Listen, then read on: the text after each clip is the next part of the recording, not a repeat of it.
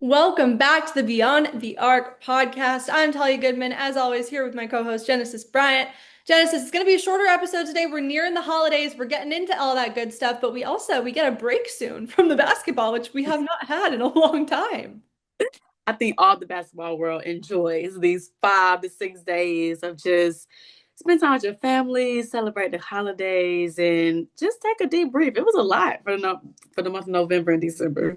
It was. But before that happens, we do have some good games this weekend that I'm excited Hmm. to catch before I maybe relax a little bit, get some much needed sleep, bunch of day naps are what I'm planning for now. So Right. I'm excited about that, but in today's episode, we got some great stuff coming for you. We both put out on our social media some Q&As, some Ask Us Anything. And we got some great responses back. So we're definitely going to go through those. And as always, we have a special guest joining us. I'm very excited about today's guest. It feels like the whole world is talking about her and her team right now. You got to call one of their games Yeah. recently. That is Arizona State head coach Molly Miller. So she is going to Yeah. be joining the show talking about their undefeated 13-0 start. So she'll come on later. But let's start with some of these questions because we are like we're nearing conference play for some, conferences it's already started. Hmm. So we're at almost that halfway mark. And we've learned a lot. I don't think we've learned everything. I think there's plenty left to dive into, but Right. learned a lot about these teams. And the first question we got is actually regarding the net again, which we broke down a little bit the other day. But I think I've been tracking the net pretty much every day and its movement Hmm. just to kind of figure out because we don't have the exact formula, right? So we don't know Right. exactly what goes into it. But I've been trying to figure out what it is. And I think to kind of simplify it best, the biggest thing, the question was specifically about LSU's net ranking, Hmm. kind of considering their schedule, I'm assuming Yeah. this question was about. And I think for them and for a bunch of other teams, what goes into it is that the net really values offensive and defensive efficiency, Hmm. kind of regardless of who you're playing. So if your offensive Right. and defensive efficiency are up there, you're going to be higher on the list. And I would think the teams you're playing have something to do with it based on the other teams that are in there. But you look at a Michigan State too, right? Who hasn't played a lot of those high level teams. They're sitting at number 10 in the net because they're Hmm. getting those blowouts. And I know it says the margin of victory isn't as much of a factor, but it's got to be, right? Like It is. it's gotta be when you look at some of those teams that are out there. So I think the net can be confusing. I also always like to reiterate, like it literally says on NCAA.com that the net is not optimal in December. It's optimal in March. So Hmm. we'll definitely look back at it then. But I think it's fun to keep tabs on a little bit. It's just another extra layer to it all, right? Yeah, I mean, sometimes people go crazy when they see November and December because of the non-conference schedule, which plays a lot to do with it. But when you get into conference play, everybody is on the same playing field, the same kind of players, the same caliber of teams. That's when that net really begins to come. Because if you go into like a top team on their home court and beat them by 20, Exactly. that's a bigger win than if you on your home court beat that same team by two. So it's like I agree with that. And there are a lot of yeah. things I disagree with about the net, but I like the valuing home road neutral. Like I Hmm. like how they value that. I actually don't hate the quad system. I wish it Hmm. was a little bit more similar to the men's in the Hmm. privileges that they have, just because I think road wins should be like it should be valued more for women Yeah. than it is for men. But I like that they use the quad 1, 2, 3, 4. Like I think that's a Mhm. good variable to take a look at when you're looking at a team's resume. It's helpful. Um, Mhm. so that's that. No more on the net. I don't know if I have any more net talk in me for like a month. So we'll breeze past the Yeah. net. Next question is about officially my alma mater as of today. Thank you. Congrats. It's about the best player here at Indiana. That is Shea Chesky. She has been Mhm. absolutely phenomenal in the 2 years she's been here. The question we got is how good is Shea Chesky? Genesis, how good is Shea Chesky? So I've had the privilege of playing against her Yeah. the past 2 years because she went to Penn State before she was at Indiana. And I got a chance to call their game when they played Illinois a couple of weeks ago. How And I was think what makes her so yeah. What makes her so dangerous is her ability to score at all three levels. She's not only is a big 3-point threat, she shoot behind the screen, but her mid range, I feel like that's kind of underrated. Like her it? 15 to 17 foot mid range is like butter. And then the way she could attack bigs too, and she's crafty around the rim at her height. And she's a great free throw shooter. So I would say a 4 level scorer. So I think that's, and then they need her. And when when you're going to a season knowing that the team needs you to score 20 points, your confidence level is different. Because even if you miss the first 4 shots, they need you to take at least 15 shots a game. So I feel like even as a player mentally, that kind of helps with your process and not get so down when you're not making shots early. But I mean, I think that she has enough to make Indiana competitive in the Big Ten? When I say competitive, like Yeah. top 7, top 6, Yeah. I don't believe so, just with the team structure. But do I think that she could be a first team All Big Ten this year? I do. Oh yeah, absolutely. And I've loved watching her and Lene Beaumont together. I think that's been Mm-hmm. a really fun dynamic this season. And I want to shout out someone else because Mark Schindler does or did, now he's working for a WNBA team, but he used to do this like draft room series on YouTube. And I Mm-hmm. watched his interview with Shea Chesky where they broke down her film. And it was like incredible to just see obviously how he broke it down with her, but just Right. watching her game in that way is so cool. And you're right, like she can Mm-hmm. do everything. And I think she's gotten a lot better at that variety Yeah. this year. And she's really stepped up. And like you said, no, like I don't think Indiana is going to be like I think they'll be like a fringe tournament team this year, Mm-hmm. maybe. But what she's able to do is so impressive. And I put it out earlier this year. I think more WNBA teams should be looking at her. Mm-hmm. Legit prospect. Obviously not like a lottery pick or anything like that, but I think they should be looking at her. Like I think Yeah. she would be really useful to some WNBA teams. Obviously a little bit undersized, but what she can do, how she can take over is just really Mm-hmm. impressive to me. And to that point, I want to make one point on that with taking our game to the next level. I think she really got key in on defense. I Yeah. think when you're a small guard, you got to at least be able to pick up 94 feet and be a pest. I mean, we see Roy Harmon and Hannah Hidalgo, all the smaller guards that's like really defensive focus, and that's what translates on the next level. So I would like to see her, especially this season, try to work more on defense and like the same thing she puts on offense, put out on defense side as well. Sure. Next question we got. If the season ended today, who are our picks for the All-Americans? We're just going to do first team All-Americans here. And Mm-hmm. I want to do this in kind of a fun way where I'm going to give you one of my picks and I want you to tell me if they're on your list or not. And then we'll Yeah. go we'll switch back and forth here and see how similar we are with our lists, okay? Okay. First one I've got on my list, I think undisputed. She's got to be on your list. Sarah Strong. Agree.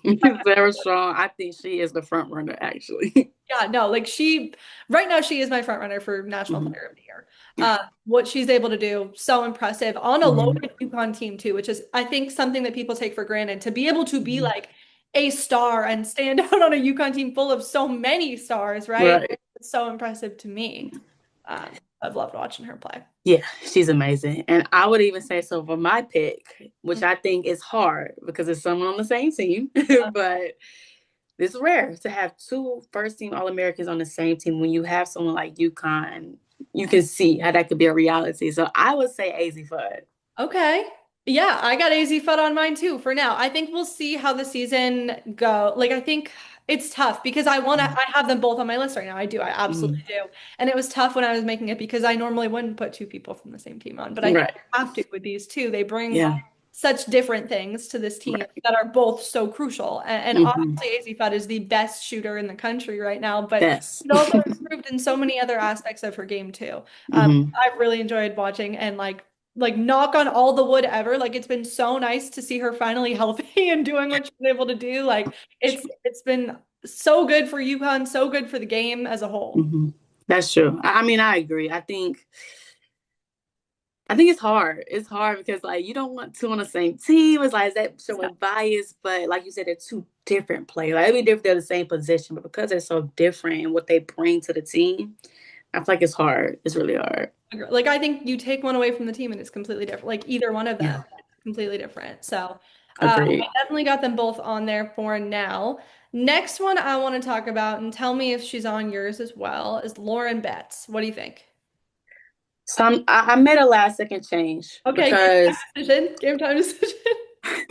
I think when you think about an All American, for me, it's like who makes the biggest impact on that team. Sure. I think with Lauren Betts this year, her numbers haven't matched. Now we'll see as the Big Ten starts, but her numbers from last season haven't matched up. She's dropped in a lot of her categories, Okay. and I think her supporting cast, which used to be a supporting cast, but they have really just Yeah. taken it to another level. I think they're helping UCLA really become that dominant team.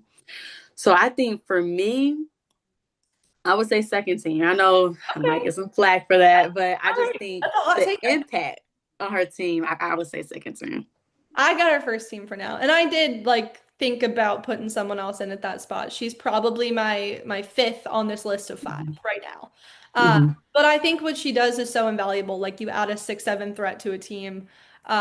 It just adds so many more Yeah. layers to what they're able to do. And they're a Mm-hmm. really tall team to begin with, but having a Mm-hmm. 6'7" threat down low.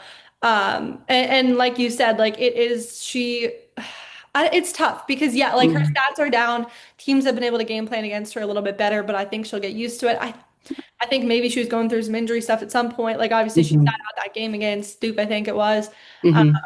and so I think she'll adjust. I think she'll bounce back. I think she had a few down games for sure, but the season's long, and I have faith that she'll get back to the form that we're used to seeing, and she'll certainly be a top draft pick next year too. Oh yeah. Oh yeah. No, I don't have no doubts about that. Yeah, I definitely agree. I would like to see how, because the Big Ten, they known her for a year now, because they was UCLA was their first year last year. So I like to see how they have more game plan. But I definitely, she's a great player. No, don't get me wrong. So I Yeah. definitely agree with that. Okay, I think my next player, Mhm. I would say, is Hannah Hidalgo. Oh, okay. Not on my list. And Not on my list right now, but okay. she's probably who I would sub Lauren Betts out for. And I think that's what I made that change. I'm like, if we're thinking about impact on a team, the attention that she Yeah. absolutely requires whenever she's on the court, how they're basically having three people standing watching her. I think that level of play and to still be able to score 20 plus a game and get in the 30s. Yeah. I think as far as just her individual, I think she's a first team All American. I think for me, it was what took her out of it for me was solely that Michigan game, watching what they were able to do to her and completely stop her in every aspect of her game Mm-hmm.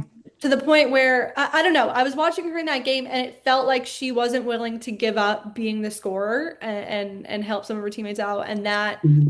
I don't know. It worried me a little bit as we head into ACC play. And I know the ACC is a little bit down this year, but there are some teams that can really fight with Notre Dame, right? Right. And I think for me, and I know people value all sorts of different things. When I'm thinking about All-Americans, I'm thinking about the most invaluable players on the best teams in the country for the most part. That's kind of where my mindset is at. Like, I don't know. And I think she's phenomenal. Certainly a second team All-American, maybe first team. We'll see how the rest of the season plays. Mm-hmm.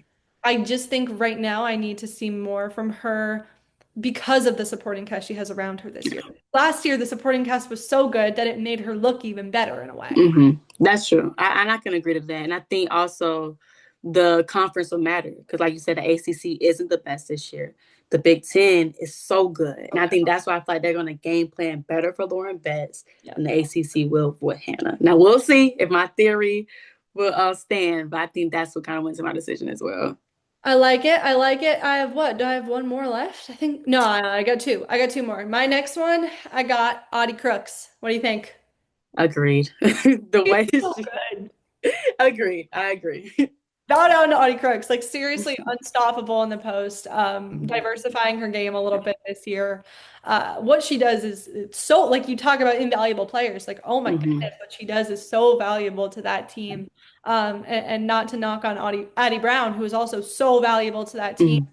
Having someone like Audie Crooks, who can obviously sub herself in and out because they trust her so much and do all the things she does. Like Right. I think she's cemented herself as of right now as a first team All-American for me. I agree. That we on the same page with that one.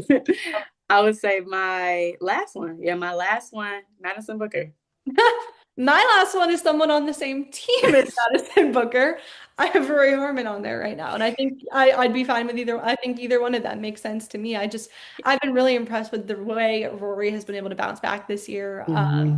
and just do what she does in big time moments. I think watching Madison Booker, I think she goes overlooked. So I think you're right in Mm-hmm. that regard. Like I think I would love a world in which both of them can be recognized in the same capacity because I think they both do such important things for this Texas team.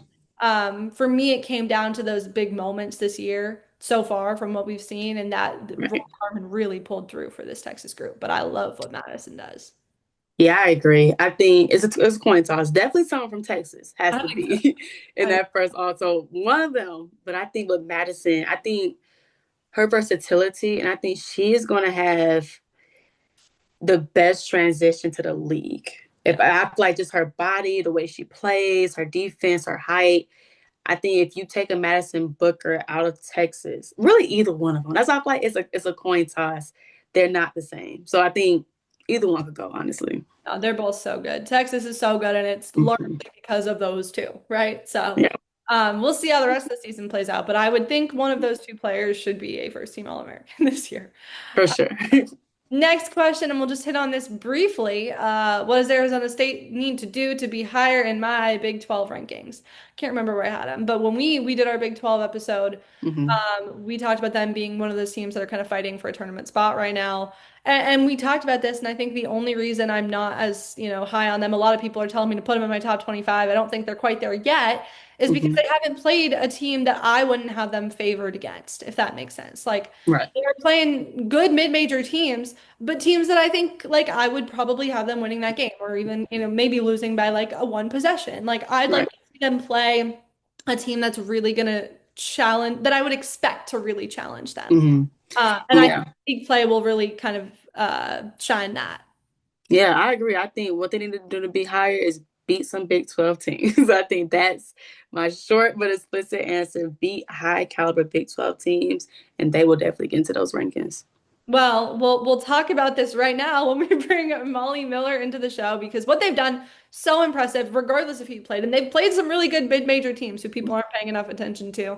13 out, one of just 12 undefeated teams in the country. For new head coach Molly Miller in her first year with the program, brand new team, such impressive stuff. So we're gonna bring her in to talk to us about the Sun Devils. All right, and now we will welcome in the head coach of Arizona State, Molly Miller, one of just 12 undefeated teams left in the country, 13 and 0. As of a few days ago when you guys beat Gonzaga, big win for you guys. What's this year been like for you, Molly? And it's great to have you on here and talk to you.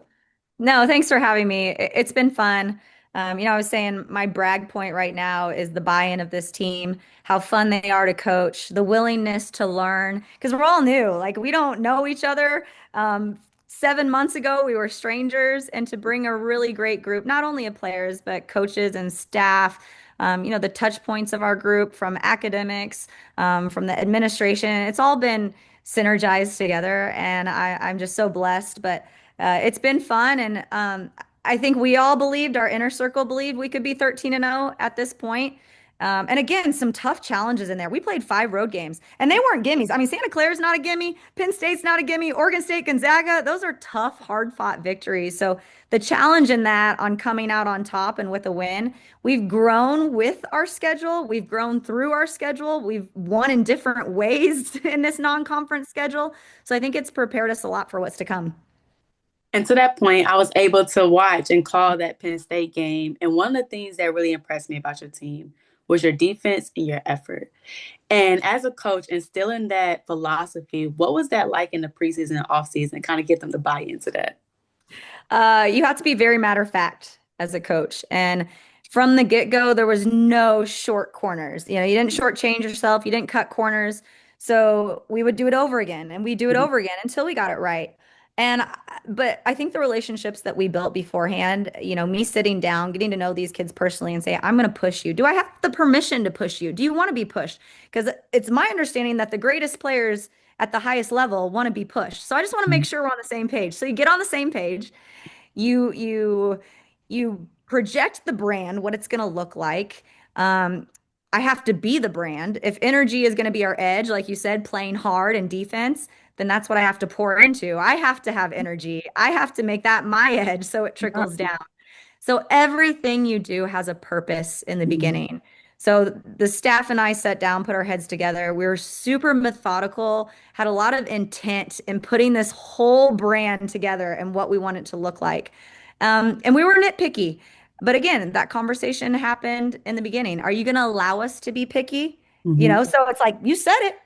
You told me I could, so here I am. And then, it helps in situations like these because it's like an aha moment, like, oh, we get why we worked so hard in June and July, and we were so meticulous and crazy defensive oriented and unimaginable detail oriented. We get it now. Got you. Yeah, absolutely. And I think obviously I think you know this better than anyone, but a lot of people when you're looking kind of the national picture, they don't understand how good some of these mid majors are that you're playing, right? Like you know better coming from Grand Canyon how good you guys were. You look at a UNLV, you look at a Gonzaga, like those are two of the best mid majors in the country. And both of those games for you ended in pretty exciting fashion, didn't they?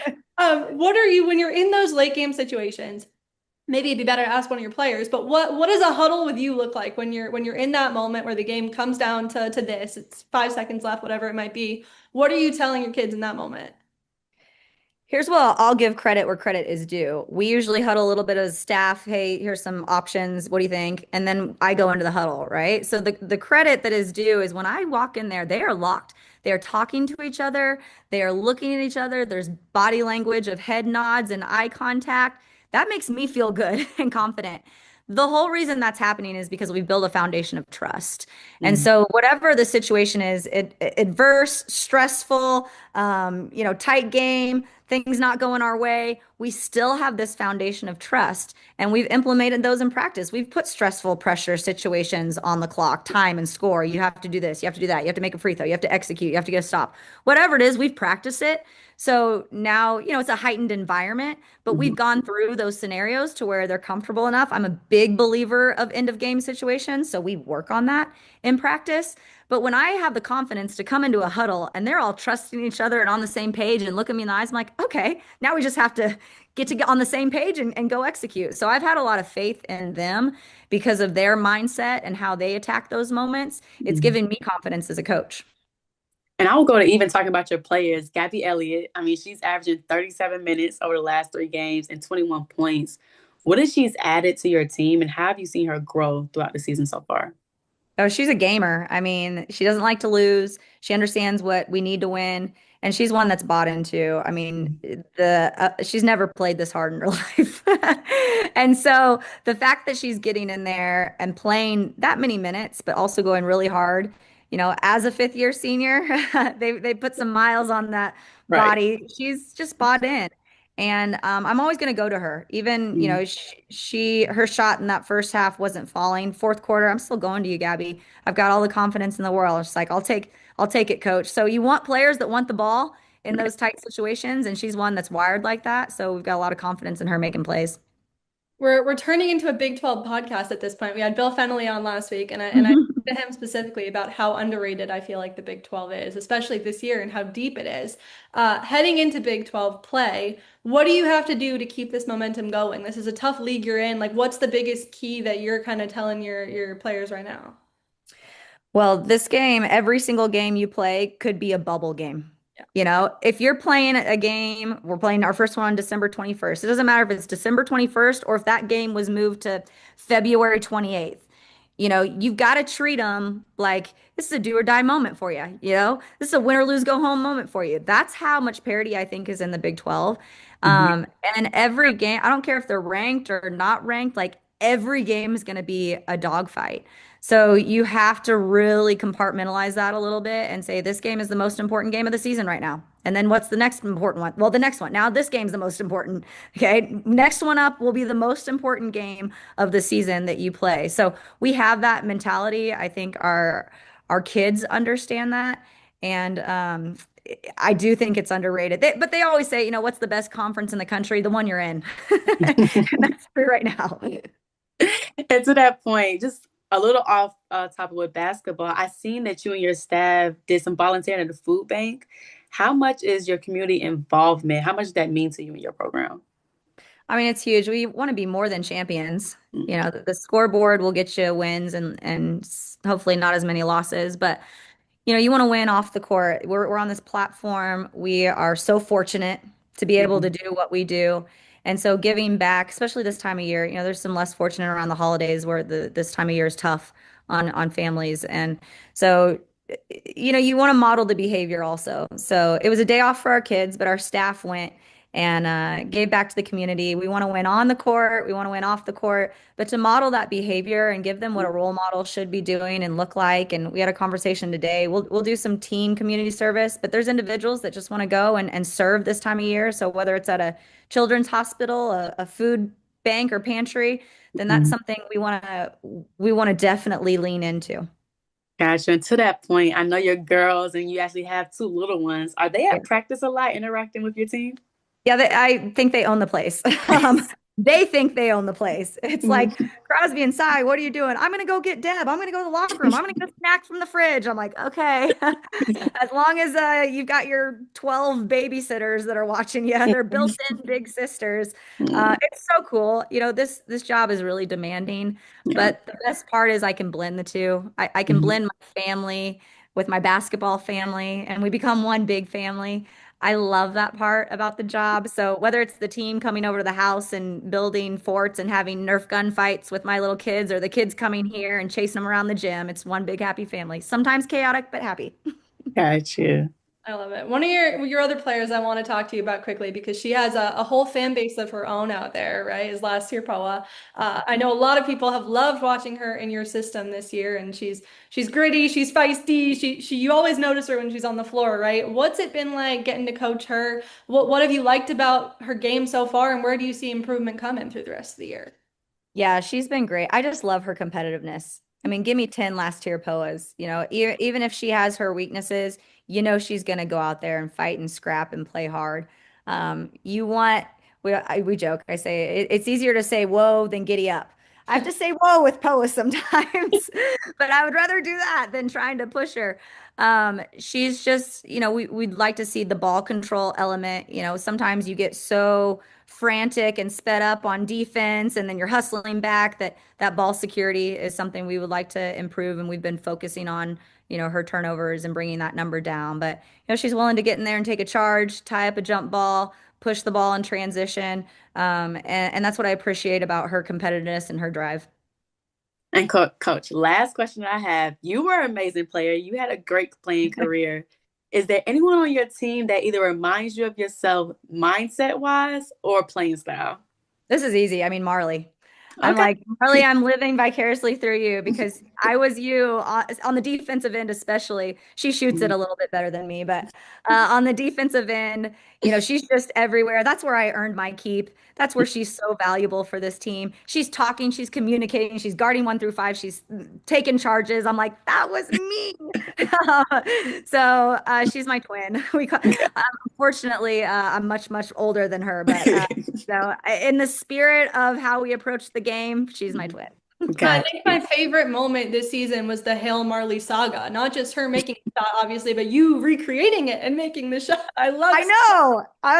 That's when she high-fived me. She goes, "We really are twins," after I made that shot. I didn't have the pressure she had though. I didn't have the fans and the cameras and the game on the line, but yeah, that was fun. And what a great term for it, the Hail Marley. There's shirts available, so anyone wants some gear, there's Hail Marley gear. Oh, your marketing team, they're doing it. I see those shirts everywhere now. They're all Yeah, no, shout out to our marketing team. They're amazing. They're awesome. they are. Well, we really appreciate you coming on to join us. Obviously, very, very excited to see what you guys do in Big Ten play and further. And thanks so much for coming on. Thanks for having me, and I appreciate your coverage of women's basketball so much. It's needed, and you guys do a wonderful job. Thank you so much.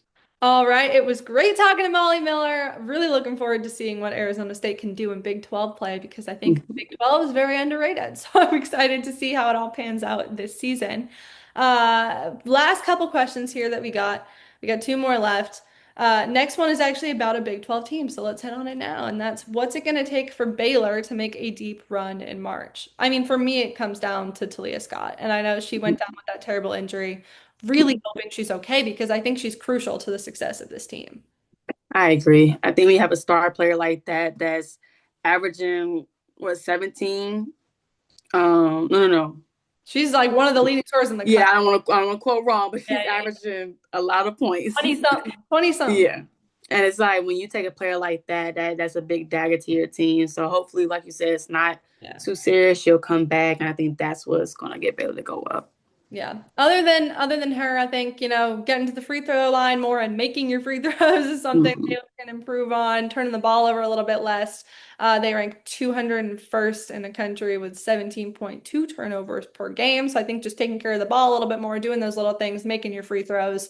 It'll be interesting though, because I think Talia Scott is really crucial to their success this year. Although they have some really great talented players, but when you have a player who can take over games and do what she does, and she's taken out of the picture, it can be tough to bounce back from that. So we'll see Mhm. how that turns out. I'm hoping, fingers crossed, she's okay and she'll be back at some point this season. But now we'll move on from the Big 12 for our last question of the day. Okay, Genesis, this is going to you right away. Okay. The exact wording of the question was just Big Ten or SEC. It was not which one is better, which one is deeper. There was nothing other than Big Ten or SEC. So you can take this in whichever way you would like. So Genesis, Mhm. Big Ten or SEC? Mhm. As a Big Ten alum, I know. Tough for you. playing in the Big Ten, but also being born in Georgia. So like I was around the SEC, growing up and going to different games. I think I'm gonna take it for which conference is better. I'm gonna take for that. I think if we look from the top to the bottom of both conferences, I think the Big Ten is better. Okay. No, I If think we look, because pause. if we look at the rankings, I want to say the last ranking, it was 9 Big Ten teams ranked and 11 receiving votes, if I'm not misquoting. And it's only 18 teams. So it's like only 6 out of that 18 of the Big Ten is not receiving votes. Right. And if you compare even bottom to bottom, because I also think you're as good as like the bottom two. So I think bottom SEC, Big Ten, Yeah, bottom that's what SEC, I agree with you. I know yeah. what you're saying. I agree with you. I think the bottom of the Big Ten is better than the bottom of the SEC. Mm-hmm. I think as a whole, the top of the SEC is better than the top of the Big Ten. I think this is what Yeah. I said, Big Ten deeper. Big Ten deeper. Mm-hmm. I don't have a question about that. SEC overall might be better this year and in general. Yeah. I That would agree to that. that's where I stand right now. But I think the Big Ten is so deep where like any day of the week we could have an upset in Big Ten play, which I think is the Mhm. the most fun part about it, right? Right. Like I don't know, you look at a Penn State team who you just saw, like I think obviously didn't have a good game against Arizona State, but they could Hmm. force some upsets. Hmm. They could force some upsets this year. For sure. I think style of play matters too. I think the SEC, a lot of teams play similar in the SEC. The The fun rough, I love the style of play in the SEC, but yeah, but it's like it's very similar kind yeah. of across the board. But I think we get to the Big Ten, it's so different how teams play and how they're Well, structured, the game especially plan. because you bring in those four West Coast teams. Yeah. Like they all play so differently. So you're adding that into the mix too. I think it's fun. But I like this question because these are pretty clearly the two best conferences, right? For Uh, sure. and they're going to be fighting for a lot of those top spots all year long. Hmm. So Yeah, I agree. uh, we'll come back to this at the end of the year maybe and revisit and answer it again to see which Hmm. one's deeper, which one's better. We'll do some superlatives there. Uh, Hmm. but for now, we're headed into a basketball hiatus in a few days. We'll be back to recap some of it after the holidays. But it's been fun and we'll see you in about a week. Okay, see you guys later. Eat some good food and enjoy the break.